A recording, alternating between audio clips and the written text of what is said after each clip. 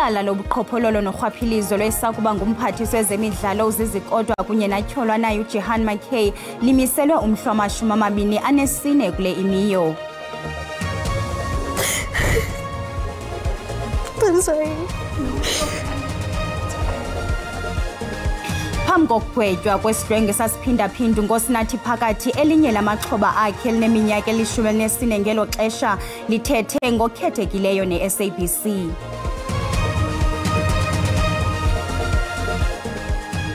Bhotani Mzikantu, siziphekile sazibonda ngoku lilixa lokuba sizophule. Singaphosanga amaseko masinirhabulise kwibhekile yasemini nje. Ityala lobuqhophololo norhwaphilizo lwesakuba ngumphathiswa wezemidlalo uZizikodwa kunye natyholwa naye uJehan McKay owayesakuba yingqonyela yase-EOH limiselwe umhla wama-24 kule imiyo. Oku kulandela ukwenziwa kweziphakamiso ngabarhanelwa phambi komtshutshiso intloko kuzwelonke. Namhlanje bekulindeleke ukuba uKodwa noMcKay badandalazise iziphumo zezindululo ezenziwe ngabarhanelwa phambi komtshutshiso intloko. Kodwa inkundla iye yava ukuba asikathathwa isigqibo. Amagqwetha kaKodwa akwamkele ukumiswa kwelityala ngelithi nabo baza kufumana ithuba lokufaka izindululo zabo. I then decided for good measure, regardless of what the outcome of those representations were, to submit representations on behalf of Mr. Kodwa, which is something that I had not done to date. I was not minded in that direction. I was not instructed in that direction. But having had a collegial discussion with the DPP, I then decided to do so. uKodwa ujamelene nezityholo zokutyeshela umthetho we-Contravention of the Prevention of Combating of Corruption Activities Act. Oku kususela ngelixa uKodwa wayesisithethi sikazwelonke sombutho wolutsha we-ANC phakathi kuka-April ka-2015 kuyokuthi ga ngoFebruwari ka-2016. uKodwa usamentla esithi akanatyala kwaye igqwetha lakhe uZola Majavu liyanqwala ukuba lo kaKodwa umsulwa. Umphathiswa wezombane namandla uGqirha Kgosientsho Ramakgopa uyibethelele into yokuba ukonyuswa kwamaxabiso ombane kuya kubaqhoka abathengi kanobom. Umphathiswa ebethetha kwinkomfa yokuqala yelizwekazi lase-Afrika yamandla omoya iwindaba ibanjelwe eKapa. Umphathiswa wombane namandla uKgosientsho Ramakgopa namhlanje wenze intetho ephambili kule ngqungquthela ejongene namandla ombane. Nalapho athethe ngengxaki zombane zwelilizwe loMzantsi Afrika encoma indima edlalwe ngo-Eskom nalapho le nkampani enkinkisha umbane ikwazileyo ukunqanda ucimicimi wombane. Xa ethetha ngamaxabiso acetywa ngu-Eskom ukwenyusa ixabiso lombane uthe u-36% wokwenyuswa kombane abantu boMzantsi Afrika bazukwazi ukufikelela ukuthenga lombane. Sithi urhulumente uza kwenza inzame zokuba angenelele ukuze bangachaneki kakhulu abantu kuba i-36% yokwenyuswa kombane iyakubangela uba abantu bangabi namali ezipokothweni zabo. Xa ethetha ke ngokunqandeka kwacimicimi wombane esiubonayo apha eMzantsi Afrika uthe zininzi izinto ezenzekileyo abazenzileyo abakwa-Eskom bekwakunye nebhodi yakwa-Eskom ukunqanda ucimicimi wombane, kodwa watshe esithi akakwazi ukuthi ucimicimi wombane uphelile kodwa ke kwenziwe indima enkulu ukunqanda into yobana izibane zihlale zilayitile eMzantsi Afrika. Ndingululama Matya weendaba ze-SABC eKapa. Inkulu baphathiswa yephondo eKwaZulu-Natal uMnumzana Thami Ntuli ibhengeze izicwangciso zeliphondo zokumelana nokuguquguquka kwemozulu. uMnumzana Ntuli ubuya kuzima singqungquthela i-Sub-National Climate Action Leaders Exchange eNew York, eMelika. Kutshanje iphondo eKwaZulu-Natal lihlaselwe zimeko zezulu ezibaxekileyo ukuqala kule minyaka emithathu edlulileyo. Ezimeko ziquka izikhukhula ezabulala abantu abangaphezulu kuma400 ze kweziveki zimbalwa ezidlulileyo kwawa iCape elashiya abantu bekhedamile kwanti imini yonke kohola bendlela. uMnumzana Ntuli uthi izicwangciso zabo zokumelana nokuguquguquka kwemozulu ziluqilima. It is our mission to integrate ecosystem-based approaches into climate change adaptation and mitigation, the disaster risk reduction, and other strategic plans that need to be factored into localized programs. This broad insight will foster shared implementation of climate policy and programs to build a resilient and adaptive society and economy in KwaZulu-Natal. Inkulu baphathiswa ikwathe yinyaniswe kuphilwa nayo ukuguquguquka kwemozulu okukhoyo. Our partnership with Maryland will assist our province in addressing all the negative effects of flood disasters. This partnership will be structured to work with all our 54 municipalities in KZN, including solidifying our tourism offerings and opening new opportunities for collaboration. Umnumzana Ntuli ubongoze abahlali bahlale bethe kwa bamamela ingcebiso abazinikwa ngabasemagunyeni kunye nezanuse zezulu ngemeko ezixhalabisayo zokujika kwemozulu.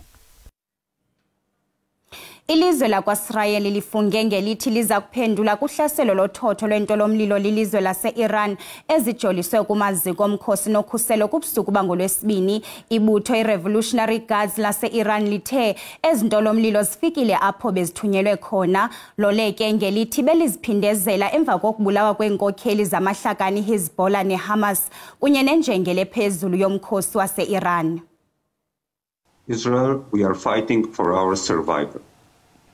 That's as simple as that. It's not a question of any kind of argument or any kind of territory or a natural resource that we couldn't divide with the Hamas and we went to war. No, this is a question of our survival. And Hamas and Hezbollah and Iran has stated time and time again that their aim is to destroy and annihilate Israel. So we don't have any choice. I wish we would have, but we don't. So we are fighting for our survival. And Hamas, on the 7th of October, almost a year ago, when they attacked our communities in the south, towns, villages, also there was a music party with young people. When they attacked us in a brutal, very savage, with some kind of a medieval vengeance, I would say, and killed more than 1,200 civilians without any kind of provocation, and killed them in the most brutal way, killing parents in front of their children, burning kids, attacking young women and killing them after raping them. It was a terrible, terrible attack on us. Kwalapha ezindabeni uhulumende waseMpumalanga ujonga indlela zokwehlisa izinga labantu abasweleke ezindleleni.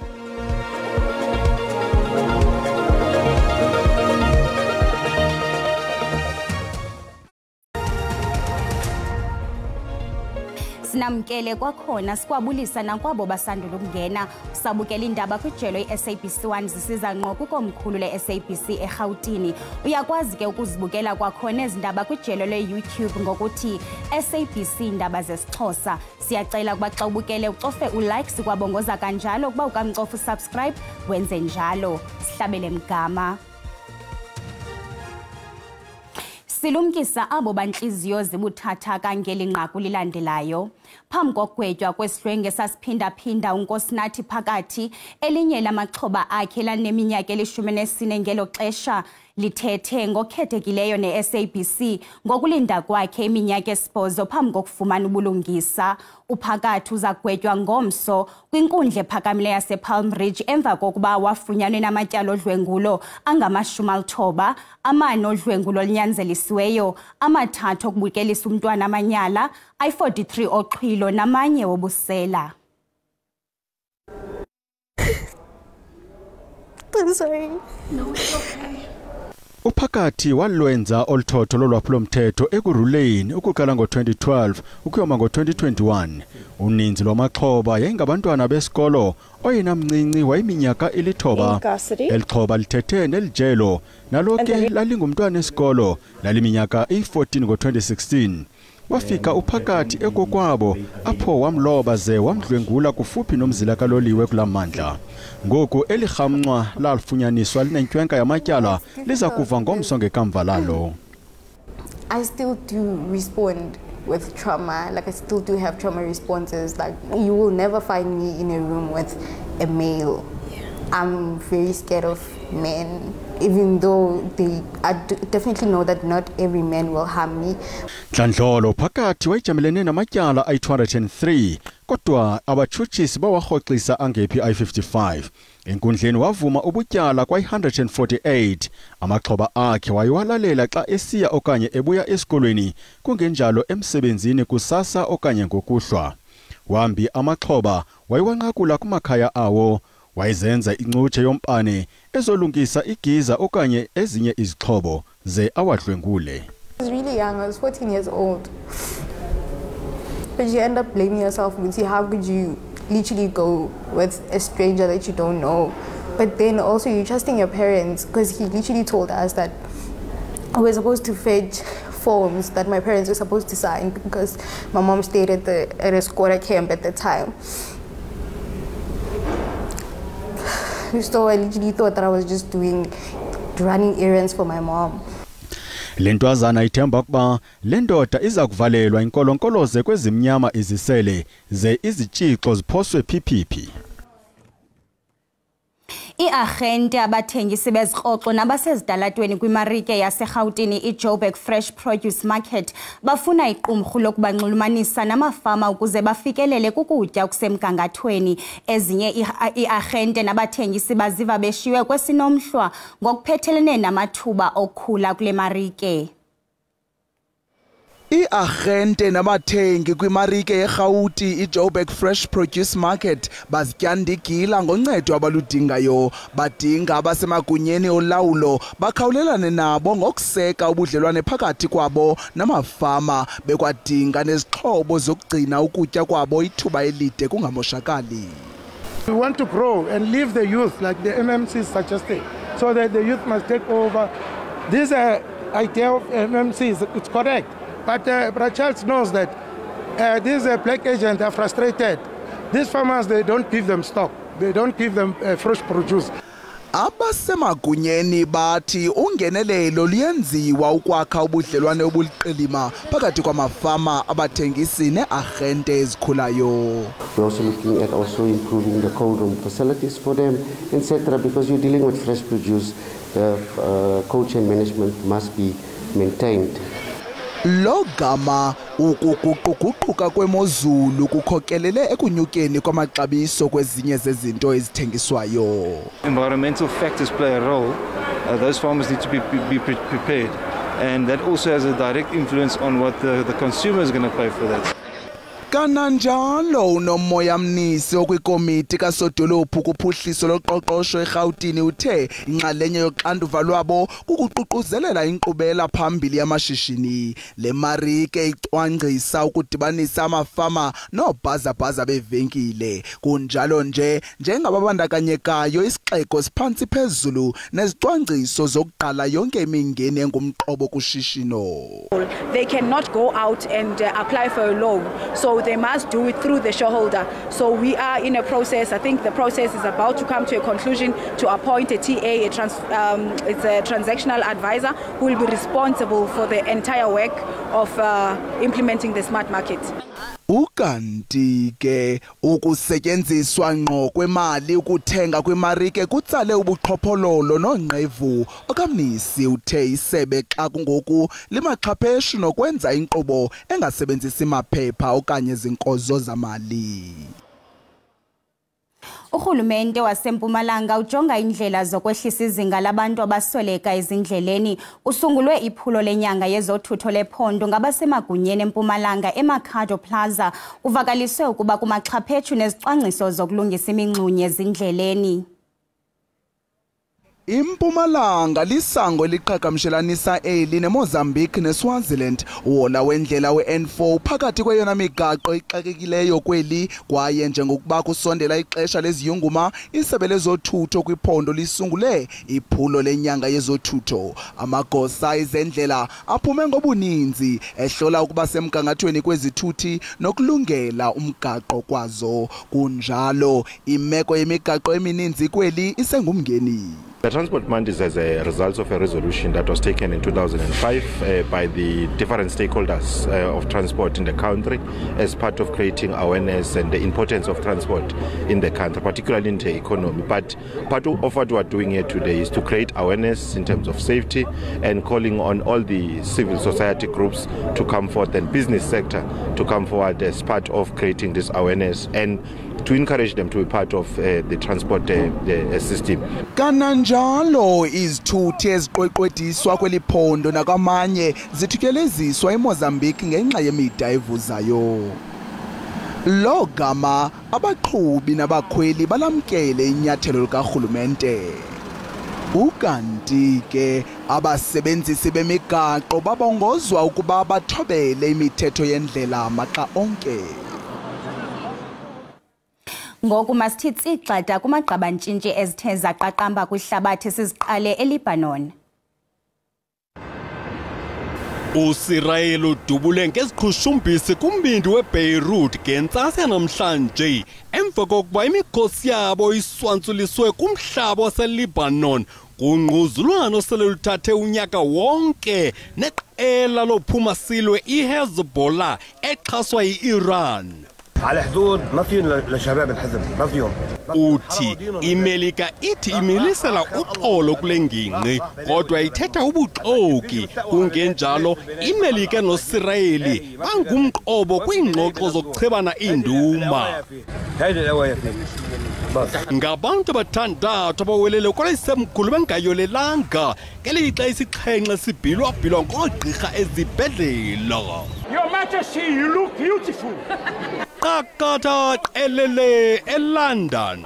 Ukumkani Charles wesithathu ubejuxuza namalungu angamazwe angamathanga ngaphambi kotyelelo lwaseSamoa kwintlanganiso yalamazwe ekupheleni kwenyanga eDwarha. The Commonwealth head of countries, we're here to, to give a bit of taste to the king, what he expects to get back home. A lot of dancing, a lot of laughing, a lot of... Ngokoqo amaChina abhiyozela ukusekwa kweli lizwe ngoyisemkhulu emva kweminyaka engama-75 75. Uthi eyona nto indidlwengule umxhelo ngumbono weTiananmen ibhedi yentyatyambo ndiziva ndinemincili. Andelo lezokhenketho kweli lizwe lincume oluka blankethi ngenxa yegalelo labakhenkethi qonqololo. Siziqongqothile zasemini nje into zakuthi ukanti siyabuya kwakhona ngentsimbi yesixhenxe ngokuhlwa. Hlangabezana ogxa bethu beniphathela indaba ngolwimi lweSwati ngecala emva kwentsimbi yesihlanu. De kube lilixelizayo kamnandi.